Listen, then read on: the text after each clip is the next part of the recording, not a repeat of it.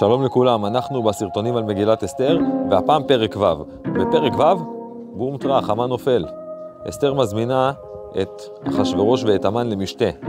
פעם ראשונה, ובפעם הראשונה היא מזמינה את אחשוורוש והמן לעוד משתה בפעם השנייה. בפעם השנייה, אסתר מגלה את הקלפים, מספרת לאחשוורוש מי היא ומי המן, המלך יוצא בזעם אל הגינה, חוזר כועס, מוצא את המן נופל על המיטה שאסתר עליה, המן מוצא להורג. מה שמעניין זה מה שקורה בלילה שבין המשתים. את תחילת הלילה שבין המשתים אנחנו קוראים במנגינה מיוחדת, במנגינה של ראש השנה ויום הכיפורים. בלילה ההוא נדדה שנת המלך. אחשוורוש לא נרדם בלילה והוא מנסה להבין מה קורה בממלכה שלו. הוא מבקש לקרוא את היומנים, את ספר הזיכרונות. ואז הוא מוצא שכתוב שפעם מרדכי הציל אותו מהתנגשות. והוא שואל, איזה טובה החזרנו למרדכי? לא החזרנו לכלום. לא להחזיר טובה למי ששומר על המלך זה לא טוב למלך שרוצה לשמור על עצמו.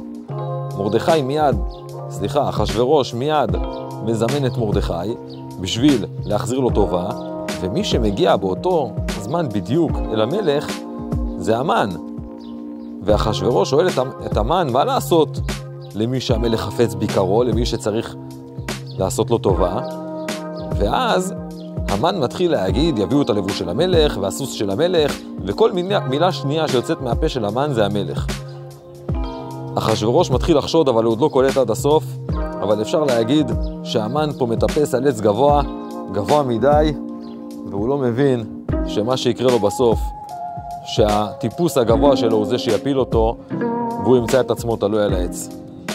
המגילה מתחילה להסתדר, אבל עדיין יש עוד צרות גדולות לפנינו. המשך יבוא.